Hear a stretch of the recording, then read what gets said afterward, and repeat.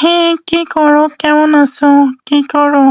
হ্যাঁ, এই তো বসে আছি। তেমন কিছু না করি। ভাবতেছি আমার লক্ষ্মী বউটার কথা। তাই না? এত মিস করা ভালো না, বুঝছো? কেন? মিস করে কেন ভালো না বলো? আমার কি আরো 10টা 5টা বউ আছে? একটা মাত্র বউ। তাকে নিয়ে তো সারাদিন ভাববো, তাই না? হ্যাঁ, শুধু আমাকে না ভাবলে কাজ কে করবে? হ্যাঁ, কাজের দিকেও তো একটু মনোযোগ দিতে হবে, তাই না? তার সাথে তোমাকে একটা প্রশ্ন করি। হ্যাঁ, বলো, কেন করবো না? হাজারটা করো, আমি আছি তো। আচ্ছা, আমি যদি কোনোদিন হঠাৎ করে অনেক দূরে চলে যাই, তাহলে তুমি কি ঠিক আগের মতো আমাকে ভালোবাসবা? নাকি সময়ের সাথে তুমিও পাল্টে যাবা, মায়াটা কমে যাবে? দূরত্ব কখনো সত্যিকারের ভালোবাসা কমাতে পারে না।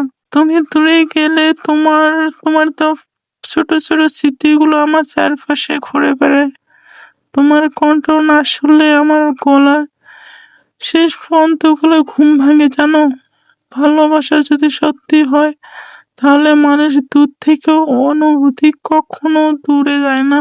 হুম, তুমি যখন রাগ করো, কথা বলা বন্ধ করে দাও, তখন আমার পুরো পৃথিবীটা কেমন জানি ফাঁকা লাগে, জানো? মনে হয় হাজার মানুষের ভিড়ে আমি একা হয়ে গেছি। তুমি কি বুঝতে পারো তোমার অভিমান আমার কতটা কষ্ট দেয়? আচ্ছা, তাহলে এবার থেকে রাগ করবো না, এবার খুশি। তারপরে এভাবে বলিও না, প্লিজ। বুঝি তো সবকিছু, কিন্তু মেয়েরা না অভিমান করে শুধু এজন্য যেন মানুষটা একটু বেশি করে বোঝায়।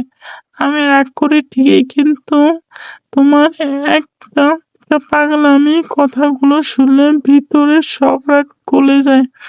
আইসক্রিম গলতে যেমন সময় লাগে না, তোমার কথা শুনলে আমার ঠিক এতটুকু সময়ের মধ্যে রাগ ভেঙে যায়, জানো? হ্যাঁ, তুমি ছাড়া আমার মন খারাপের গল্প শোনার মতো আপন কেউ নেই।